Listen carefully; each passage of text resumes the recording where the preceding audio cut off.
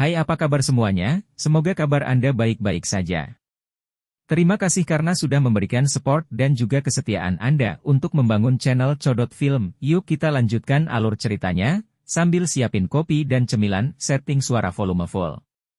Gasken. Dinding ibu kota obat tidak tinggi. Beberapa bahkan bisa disebut runtuh, efek waktu terlihat jelas di permukaannya.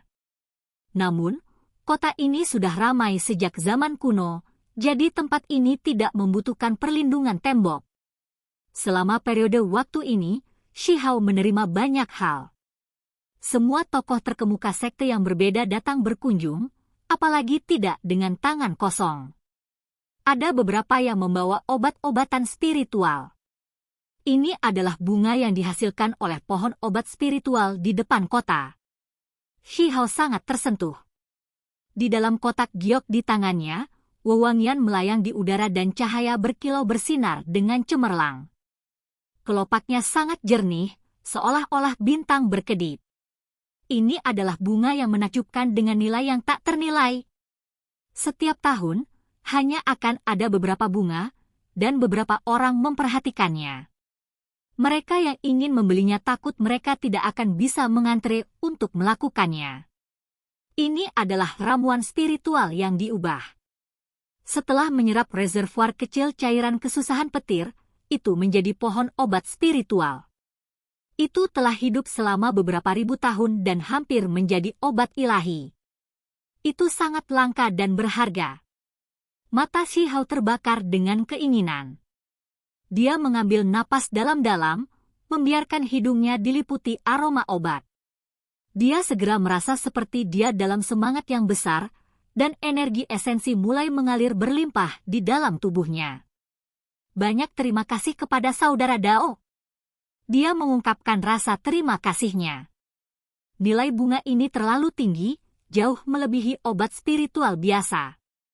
Dia bisa merasakan bahwa serangga ilahi di rambutnya sudah menjadi gelisah. Ini adalah pria tua dengan penampilan yang tampaknya umum yang tidak membawa sifat unik apapun. Namun, ini sebenarnya adalah master sekte dari Pil Chaldron Sect.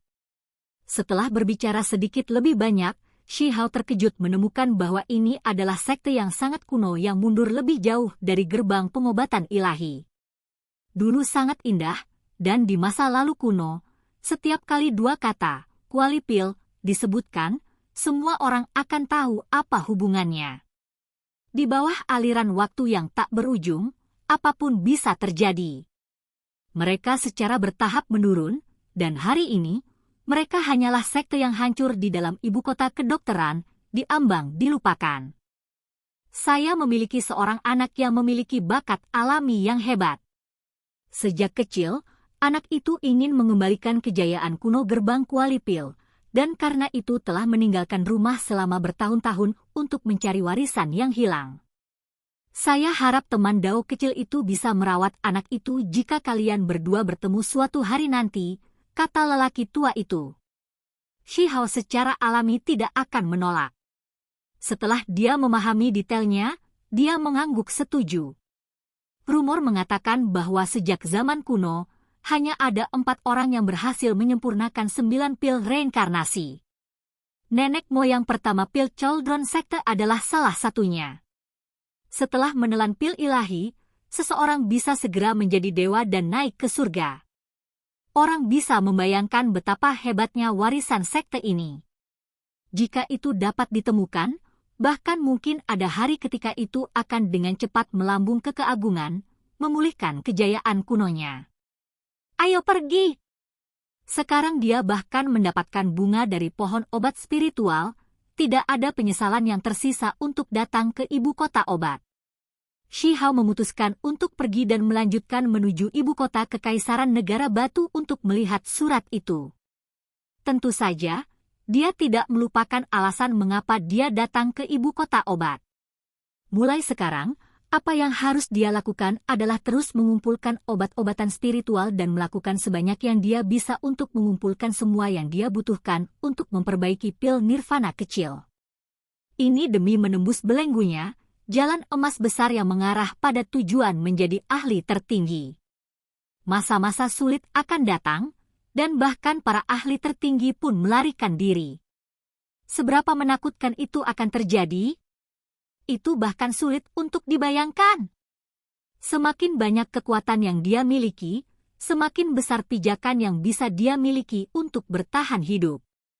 Obat-obatan spiritual sangat langka, dan secara teori, setiap gunung spiritual hanya bisa menumbuhkan satu tangkai. Jika mereka tidak berada di ibu kota obat, bagaimana Shihao bisa mendapatkan panen seperti itu? Namun, meskipun demikian, sebelum pergi, Shihao hanya memiliki 10 tangkai padanya. Dalam perjalanan ke ibu kota Medicine ini, dia telah menggunakan semua yang dia miliki dan menjadi benar-benar miskin. Tentu saja, ibu kota negara batu juga memiliki obat-obatan spiritual, karena ada banyak klan besar di sana yang berkumpul di sana setelah negara itu didirikan. Selain itu, dia percaya bahwa ladang obat keluarga kekaisaran pasti memiliki beberapa hal langka. Shihao mengukir reputasinya melalui pertempuran dan memiliki kualifikasi untuk bersaing memperebutkan posisi kaisar negara batu. Bahkan bisa dikatakan bahwa dia memiliki keunggulan absolut, jadi jika dia terus menuju ke sana seperti ini, jika tidak ada hal yang tidak terduga terjadi, dia akan mendapatkan keuntungan besar. Segera setelah itu, mereka meninggalkan ibu kota obat dan secara bertahap menjauhkan diri dari tempat itu. Mereka akan menggunakan kulit binatang di tempat di mana tidak ada orang lain yang melakukan perjalanan melalui kehampaan. Perjalananmu kali ini kemungkinan besar akan sangat berbahaya, Huo Ling-er mengingatkannya. Aku tahu. Shihao mengangguk. Namun, dia sudah membuat semua jenis persiapan. Ayo pergi ke sana bersama-sama. Kami selalu ingin melihat Stone Capital juga. Singa berkepala 9, gagak api, musang, dan yang lainnya masih ingin pergi bersama. Hei, gadis Celestial Race, mengapa kamu terus mengikutiku? Shihao menyetujui permintaan yang lain, tetapi dia sangat tidak puas ketika dia melihat wanita muda berpakaian ungu itu. Yun 11 sangat cantik, dan temperamennya dunia lain dan halus. Namun, saat ini, dia menggertakkan giginya ke dalam. Tatapan orang ini berapi-api saat menyapu tubuhnya, membuatnya merasa sangat tidak nyaman. Shihao melanjutkan, kamu bahkan tidak akan merekomendasikan gunung ilahi, meminjam sebatang obat ilahi darimu juga tidak apa-apa, namun kamu masih terus mengikuti pantatku menuntut artefak berharga ilahi sepanjang hari. Katakan padaku, tidakkah menurutmu aku harus membawamu kembali dengan paksa? Wajah cantik Yun 11 menunjukkan ekspresi serius, dan matanya menunjukkan sedikit rasa jijik, seolah-olah dia ingin memukulnya. Dia bersumpah dalam hati bahwa dia akan memukul bocah kecil ini dengan baik cepat atau lambat. Bukannya aku mengikutimu, aku baru saja menjalin persahabatan yang akrab dengan yang lain. Saya hanya mengikuti mereka, jadi mengapa Anda peduli kemana saya pergi? Apakah Anda mencoba memprovokasi saya? Shihao tertawa saat dia menatapnya. Ah iya, apa yang kamu lakukan? Yun 11 berteriak ketakutan.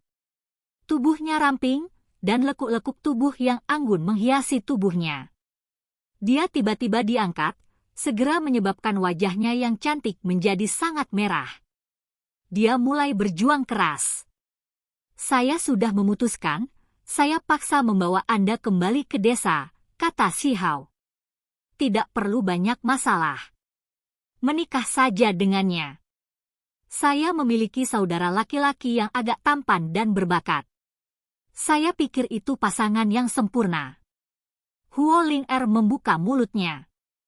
Orang-orang yang tersisa saling memandang dengan cemas. Mereka semua menyarankan bahwa mereka seharusnya tidak memiliki perselisihan internal di sini, tetapi tidak peduli bagaimana mereka melihatnya. Sepertinya mereka tidak akan berhenti, apalagi, sepertinya ada konspirasi yang sedang terjadi. Batuk, singa berkepala 9 mengeluarkan suara batuk dan berkata, bisakah kamu melepaskannya? Orang-orang gunung surgawi tidak buruk. Mereka telah membantu balapan saya sebelumnya di masa lalu. Dia mencoba untuk memuluskan segalanya. Pakar tertinggi Gunung Surgawi telah mencari kakeknya, Raja Sembilan Roh, dan memberinya pil kuno. Itu berkontribusi pada transformasi singa berkepala 9 menjadi makhluk berdarah murni.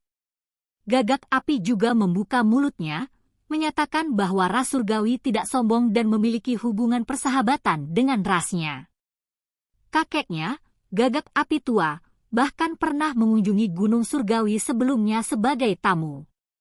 Aku akhirnya menemukan kandidat yang cocok, yang juga gendut yang memiliki permusuhan terhadapku, jadi bagaimana aku bisa dengan mudah melepaskannya? Shi Hao menggendong Yun 11 yang tinggi dan ramping tanpa melepaskannya dan berkata, "Beri aku jawaban yang memuaskan. Mengapa lagi Anda mengejar saya setiap kali meminta saya untuk arguar? Saya pikir lebih baik jika kita menjualnya saja." Huo Ling-er memicu situasi. Dia tertawa dengan cara yang benar-benar bebas dari rasa khawatir. "Peri Yun 11, mengapa kamu selalu meminta pengawal itu setiap saat? Dari apa yang saya tahu, Gunung Ilahi Surgawi seharusnya tidak kekurangan artefak ilahi tunggal ini, kan? Ada banyak harta di klanmu." Gagak api bertanya padanya. "Tepat. Peri Yun 11, mengapa repot-repot melakukan hal seperti itu?" Singa berkepala 9 bertanya. "Kau tidak membalas? Maka kali ini, aku pasti akan membawamu kembali ke desa. Anda seharusnya melindungi rumah saya dengan damai." Shi Hao dengan sengaja menampar pantatnya yang penuh. Ini segera menyebabkan Yun 11 berteriak. Matanya menyala dengan api, dan wajahnya yang cantik penuh dengan cahaya merah multiwarna. Dia benar-benar ingin menggigit bajingan kecil yang penuh kebencian ini. Jelas bahwa Shi Hao mencoba dengan sengaja menarik keluar penggunaan arguard bersama dengan Huo Ling-er, singa berkepala 9, dan yang lainnya. Rahasia besar macam apa yang dimiliki Gunung Ilahi Surgawi? Inilah mengapa dia memainkan peran penjahat, dan mengapa Gagak Api dan yang lainnya memainkan peran pahlawan. Ayo kembali ke rumahku. Pasti kalian semua penasaran kan di mana? Hari ini, saya membawanya kembali untuk melindungi desa, dan sementara itu, saya akan mengundang Anda semua sebagai tamu, kata Shi Hao. Kemudian, dia mengedipkan mata dan berkata, "Kepala desa selalu ingin aku membawa kembali beberapa lemak yang indah." Mereka berdiri di atas Fat Beast Skin dan dengan cepat bergerak di udara. Akhirnya, sekelompok orang muncul di perbatasan barat negara batu. Yun 11 berjuang selama ini sambil berteriak. Dia benar-benar ketakutan melampaui kepercayaan, benar-benar takut menjadi tahanan anak nakal yang jahat ini dan dibawa pergi dengan cara yang tidak beradab. "Biarkan aku pergi!" Yun 11 berjuang. Dia adalah dewi generasi muda pegunungan ilahi kuno. Kapan dia pernah berada dalam situasi yang menyedihkan? "Ayo pergi! Sedikit lebih jauh dan kita akan sampai di rumahku," kata Shi Hao sambil menggendongnya. "Aku akan berbicara." Yun 11 akhirnya tidak tahan lagi. Dia sangat cantik, namun dia digendong di pundaknya seperti rampasan perang. Ini terlalu tak tertahankan. Segera, sekelompok orang menjadi diam dan menatapnya. Mereka semua ingin mendengar jawabannya. Sepasang pelindung lengan berfungsi sebagai kunci yang dapat membuka formasi kuno dan memungkinkan seseorang untuk meninggalkan jebakan wilayah besar ini. Gadis berpakaian ungu itu berbicara dengan cepat. Dia benar-benar tidak tahan lagi.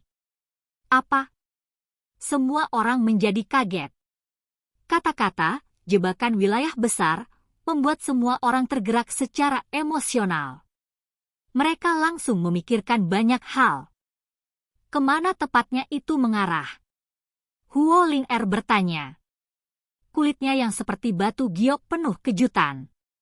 Semua orang merasa sulit untuk tenang, karena ini sekarang membuatnya tampak seperti meninggalkan wilayah gurun tidak terlalu sulit. Seseorang biasanya dapat melintasi dinding wilayah antara wilayah besar hanya dengan menggunakan metode ekstrim. Itu tertulis di formasi. Begitu kita meninggalkan wilayah besar ini, bahkan kita tidak tahu pasti kemana arahnya, kata gadis berbaju ungu sambil menghela nafas. Lagi pula, itu adalah rahasia yang luar biasa, kata Si Hao pada dirinya sendiri dengan lembut. Sechon Baldi pernah berbicara dengannya tentang masalah ini. Di masa lalu, Sechon Baldi juga ahli dari satu generasi. Namun, karakter burung itu tidak terlalu bagus, dan setelah mendapatkan rumor tentang sebuah rahasia, burung itu masuk ke Gunung Surgawi untuk mencari rahasia besar ini. Pada akhirnya, ia berhasil menyentuh batas rahasia besar ini, tetapi akhirnya ditemukan oleh para ahli Gunung Surgawi dan diburu. Akibatnya, ia bersembunyi di dalam 100 Shattering Mountains.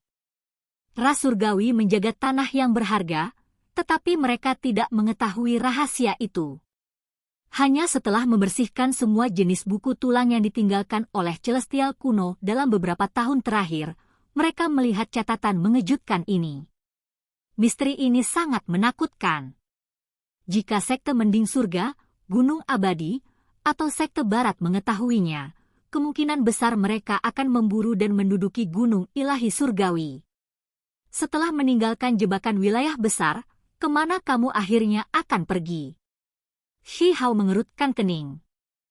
Pikirannya berat, karena terlalu banyak rahasia di dunia ini.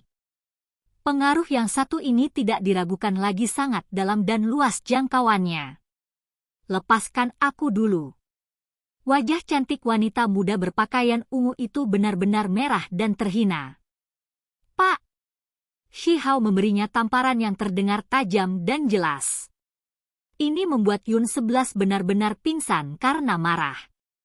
Dia tidak lagi peduli dengan citranya sebagai seorang dewi dan langsung membuka mulutnya dan menggigitnya. Ah iya! Sesaat kecerobohan mengakibatkan telinganya digigit. Dia merasakan gelombang rasa sakit dan buru-buru melemparkannya untuk melakukan perlindungan diri. Kamu benar-benar tangguh. Anda akhirnya mengungkapkan karakter Anda yang sebenarnya, teriak Si Hao. Yun 11 terus meludah ke tanah. Wajahnya benar-benar merah dan dia menatapnya dengan mata bundarnya yang besar. Dia merasa terhina dan marah.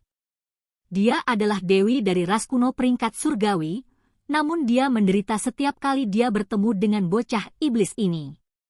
Jika orang-orang dari Archaic Divine Mountains mengetahui bahwa dia menggigit telinga orang lain, mereka mungkin akan langsung jatuh ke tanah.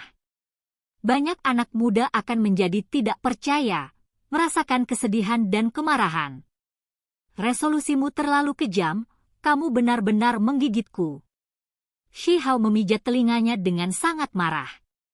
Dia menggerutu dengan berisik bahwa dia akan membalas dendam. Melihatnya bertingkah seperti ini, Yun 11 sangat malu dan kesal hingga hampir pingsan karena marah. Peri Yun 11, mengapa kamu terburu-buru meninggalkan wilayah gurun? Huo Ling-er dengan rendah hati meminta nasihat dengan tulus dan lembut, karena masalah ini sangat penting. Sekarang setelah mereka mencapai titik ini, gadis berpakaian ungu juga tidak ingin menyembunyikan apapun. Itu karena dia sudah menyiapkan rencana darurat untuk yang terburuk. Jika sesuatu terjadi, dia akan mengatakan yang sebenarnya kepada Si Hao dan membawanya bersamanya keluar dari jebakan wilayah besar ini. Itu karena kebenarannya terlalu menakutkan, Yun 11 perlahan berbicara. Oke guys, jangan lupa like, comment, share, and subscribe di channel Codot Film. See you next video, peace out and bye-bye.